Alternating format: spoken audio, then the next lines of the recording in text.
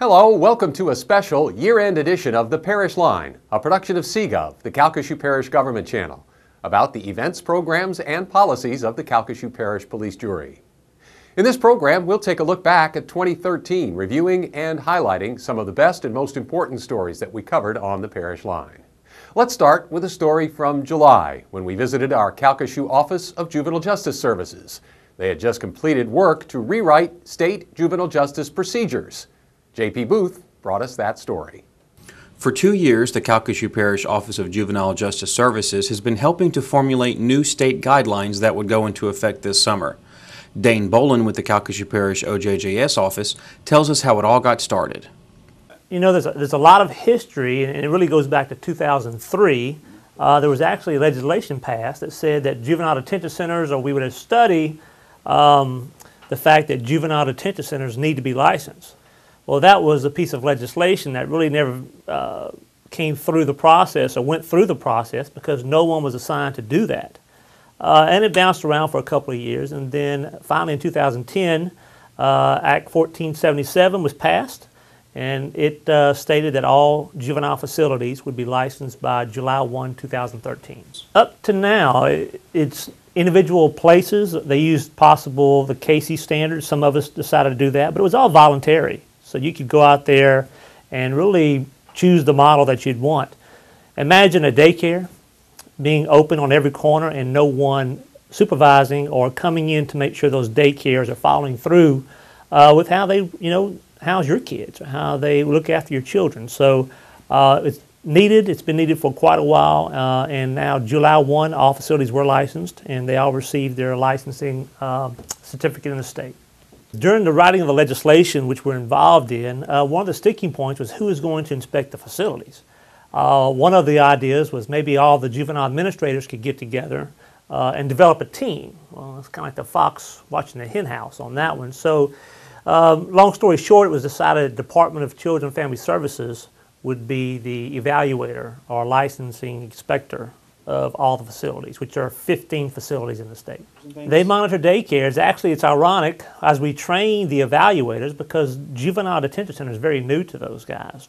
And so we had to train them to get ready to walk into these facilities. We learned quickly that all the evaluators, and most of them, had only licensed daycares in the past. So they were going from a daycare to secure juvenile facilities. So it took some time to get through that. But Department of Children and Family Services is now the lead entity as it comes to inspecting facilities. Calcasieu Parish received funding from the MacArthur Foundation, actually about $165,000, which funneled through Calcasieu Parish and was funneled out to all of the facilities in the state. We took different state detention guidelines. We already had standards in place. We used some national standards that we could come up with. The Annie E. Casey Foundation had some excellent standards, which most of our standards are modeled after that. And what we had is that a group of administrators. This is really a unique set of standards because it was developed by people who actually do the work, which is always nice. So we got together. It was about a 2-year process. And when it was all said and done, we really have now some of the best practices across the country. What we did is we formed a team in Calcasieu Parish. We had the funding, so there's about 4 of us, and I'll mention their names because I think it's very important. Tony Celestine, who is also the president of the Louisiana Juvenile Detention Association, Jeff Vander at the Juvenile Office, and Kelly Taylor at the Juvenile Office. We were all part of this team, and we did not necessarily go around and inspect facilities. We brought them together, and we discussed the standards, and we had some debate on what was a good standard and what do we need to change on those standards. So you're talking about how long it should take a child to be admitted to a facility, what type of mental health screening or medical health screening should the child have when he's admitted to facility. And then it goes down to things, how many square footage should be in a room, how high the ceiling should be. I mean, you name it, number of minutes in a day that they should receive education in our facilities. So it runs the gamut from, admitting a child to a child being released, medical care, dental care, you name it, it's really in those standards. It raises the bar very high for all facilities in the state. So yes, it raises the bar.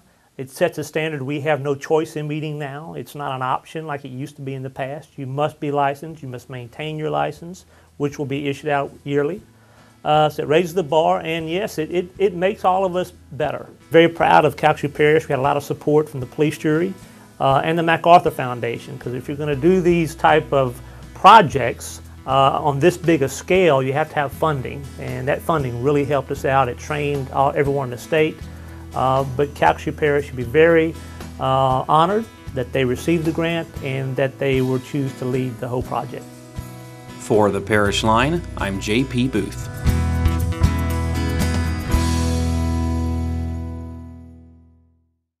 "2013 was an eventful year for our OJJS department. They announced plans for construction of a new juvenile justice facility this fall and dealt with a fire at their multi-agency resource center. That repaired facility should reopen in the spring of 2014. One of the most popular sections of the parish website, cppj.net, received a big upgrade in June. Jessica Williamson gave us the details of the new GIS Portal. The Geographic Information Systems portion of the Calcasieu Parish Police Jury website draws nearly 10,000 hits a day. The popularity of the mapping application prompted the GIS department to enhance the design and usability. We've had an application to the public for about 4 years, and it was a good application, but as the years have passed, it's become somewhat antique, and not in the data that it used, but in the processes that it used. It was slow. And one of the key things that we found with this new one is that the speed. And if you use it, you will notice the redraw speed. Real estate agents use it a lot. Bank managers want to know it a lot. Anybody who is concerned about, what's entailed on a piece of property. What zone is it? What flood zone is it? Who owns it? How big the parcels are and that type of thing.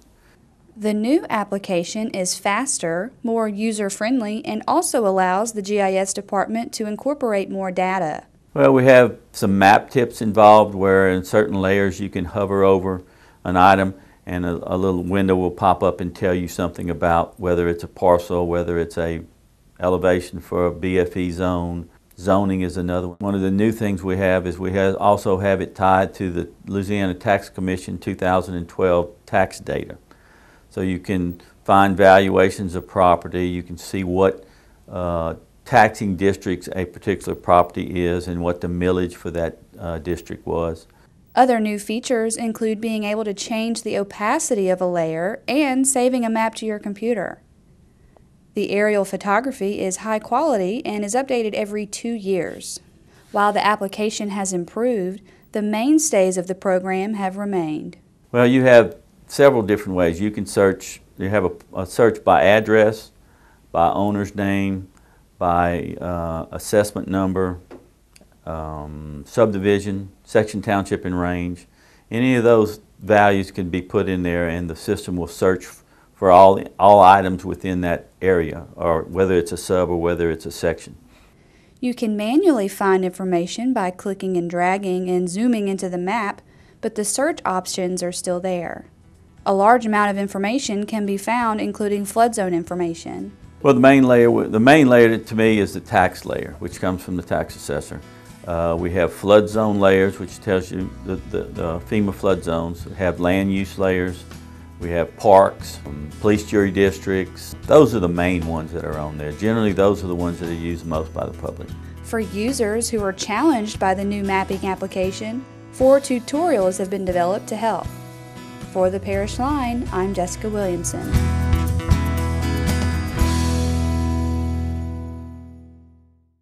You are watching a special year-end edition of the Parish Line, a production of CGov, the Calcasieu Parish Government Channel. We are recapping some of the best and biggest stories of 2013. The Parish Facilities Department made some major upgrades at parish parks this year.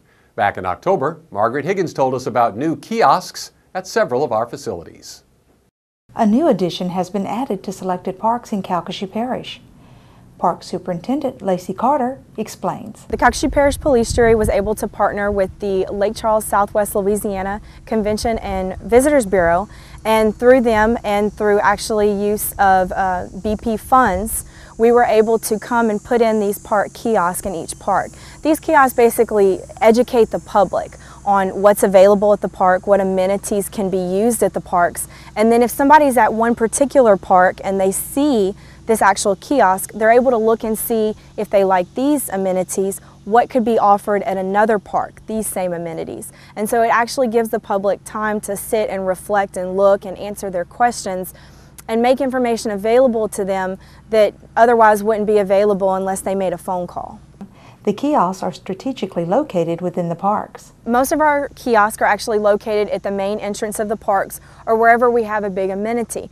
I'll give you an example. Prairie Lake Park actually has 2 kiosks. One kiosk will actually be located along our walking track for our parish residents who like to take advantage of that park and do their morning daily strolls in the morning overlooking the lake. The other place that kiosk will be put when our construction is finished will be right near the boat launch. They'll actually explain to you about the boat launch, what you can fish, what you can find.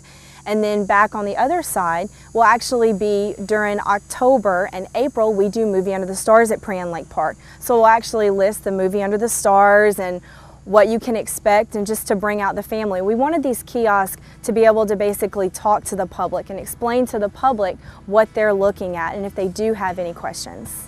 We want our parish residents to use these parish parks. We want you to bring your family out and enjoy what all different parks have to offer, whether it's an alligator park, Prairie Lake Park, Holbrook Park, Intercoastal Park, or all the way to Lorraine Park. We want you guys to come out and enjoy this as family time and spend time together and use our parish parks. For the Parish Line, I'm Margaret Higgins.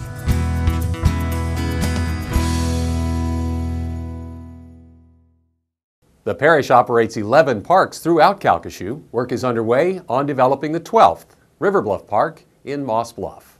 In March, CGov reported on a unique form of training for emergency responders at our Office of Homeland Security and Emergency Preparedness. Molly Morgan was on hand for a media ambush. Being ambushed by the media isn't specific to just emergency response personnel. The Calcasieu Parish Office of Homeland Security and Emergency Preparedness Director Dick Grimion explains. We're providing space here at the EOC. We've helped them with a couple of their training scenarios, one of which was out at our training center. We had a media type exercise here today in the EOC that would replicate something that we might do for a hurricane, except the subject was on what they were practicing today. Their role for the Army is much like our role in emergency management. They're a liaison between a local military group and the civilian authorities, and that's sort of what we do here in emergency management. We gather information and get that information out, and so our roles are very similar, although we're the civilian side, they're the military side. Lasaria talks about the mission readiness exercise. The purpose of the MRX is to validate our companies before they deploy overseas. In this particular case, we are validating the members and the teams that make up Delta 97th CA Battalion, Civil Affairs Battalion, as they prepare to deploy here within the next couple of months to the Republic of the Philippines. When they deploy, what will be their duty? What will they actually do once they get over there? Well, interestingly enough, the tasks and the activities that they've been conducting over the last couple of days here within Louisiana, within the 4 parishes we're operating in many ways mirror what we would do overseas. And our primary role when overseas is to serve as that primary liaison element with the civilian population, specifically the population as well as our partner nation governments. So during this exercise, we truly gain a significant amount of value out of the engagement that we conduct with the members of the local community, as well as members of the local government, in this case the Calcasieu Parish. Well, the company has a deployed mission statement, and basically in order to ensure that the company is proficient prior to deploying to support that mission, we need to essentially conduct training on specific tasks that support that mission. We refer to those as mission essential tasks. And there are many collective and individual level soldier tasks that the unit needs to be proficient in order to execute that mission. Our role as a battalion headquarters, a higher headquarters, is to ensure that the soldiers receive training on those particular tasks, but prior to deploying, to observe those soldiers and, more importantly, validate them to ensure that they are proficient in the execution of those tasks. Howland describes the exercise itself. In this exercise, it simulated a vehicle accident yesterday as if we were in the Philippines, and the parish was able to gather people together and bring a real live media exposure simulating what we would experience while in the Philippines. We actually took a lot away from this exercise. This is something you wouldn't be able to get, with people not trained in the media. The setup was something fantastic because this is real life, and having to be able to deal with that at that level has been phenomenal for us. So we took away a lot from that. I was pleasantly surprised. Honestly, I think collectively as a group, the Calcasieu Parish members, the members of the local media, together with the unit, I think we really turned the heat up. And I was really impressed this morning to see what we had established and how we had prepared for this particular media engagement. And initially when seeing it, I thought that the teams were going to be overwhelmed. Many of them have received, if not all of them, have received media training before in the past. But we've really laid it on, and we were prepared, and we did grill them this morning during this media poll.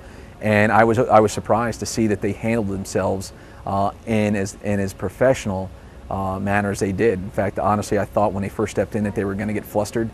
There was a significant amount of stress within the room.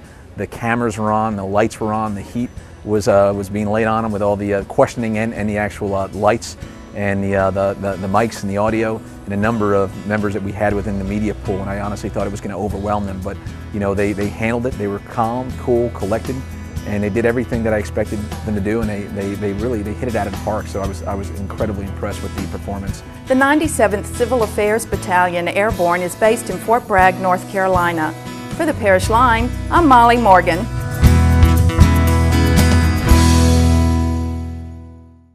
The event was the first media ambush training in Louisiana. 2013 was an eventful year for us here at CGov. Back in April, we moved to new offices and studios on the 4th floor of the 901 Lakeshore Drive building. We moved from our old site in the basement of the parish government building late last month due to an old nemesis, a water leak. After dealing with small leaks for months, the situation became unsafe when the leak intensified. You may be asking an obvious question: why is there a basement in the parish government building in South Louisiana? Dick Gremion, our Office of Homeland Security and Emergency Preparedness Director, who spent many years with his office in that basement, says the reason harkens back to the 1960s when the structure was built. At that time, of course, one of the reasons for a basement was for protection against both natural and man-made events. And of course, the man-made event that was the big deal then was nuclear weapons. At that time, our office was the Civil Defense Office, and Civil Defense's goal at that time was to protect people from nuclear attack. That was their primary concern. And the basement of a building, which is very unusual, as you know, in South Louisiana, was a fairly decent place to stay away from at least the effects of the initial effects of the attack. Now, I'm not sure what they planned to do afterwards. If everything else was gone and the basement survived, I'm not sure what the purpose of it would have been, but that was one of the primary reasons. When this leak first occurred in January, our parish facilities department broke open a wall in search of the source. In doing so, they found interesting artifacts from the Cold War era inside the walls. These fallout shelter signs that were actually used in the construction of the wall by a creative construction worker. If you are under 40, you may not remember these signs. They were posted at many public buildings from the 1950s through the 1970s. Well, a fallout shelter was a place that you could seek refuge after a nuclear explosion. There are radioactive particles in the air, and it takes a while for that to settle down into the ground. And the theory was if you could stay in a sheltered environment that had filtered ventilation and things, that you would be able to protect yourself against that nuclear fallout. Other occupants of the basement over the years have experienced some minor leaks due to the building's proximity to the lakefront. Yeah, off and on, there's been problems with water leaking. I mean, realistically, you don't see basements in buildings south of Arkansas or Oklahoma. South Louisiana particularly is not a good place to put a basement because of the water table here. And you can stick a stick in the ground here and water will come up. So And here we are right here on the lake. At the time that building was built, Lakeshore Drive was actually the lake shore, so it was very close to the edge of the lake at that time. So not sure what their thought process was when they built the building, but obviously probably could have used the space better somewhere else. The idea of a basement was not completely without merit. Being underground is a safe place to ride out a tornado. It served a good purpose for wind damage, for example. However, as we've had experience with storm surges and floods, it's not so good against those sort of environments. So had we had a major storm surge, having an EOC in the basement probably would not have been a good idea. So CGov staff is settling into our new location. If you need to reach us, our phone numbers and emails are still the same. If you need to drop something off or pick something up, please visit us on the 4th floor. While we will miss the basement, having been there since the channel began airing 10 years ago, we all will enjoy something we haven't had for that entire time: windows. I also managed to bring along a new decoration for my office wall, a little souvenir of our time in the fallout shelter. That's our 2013 In-Review edition of the Parish Line. Thanks for watching. The CGov staff is looking forward to bringing you more information about the parish in 2014.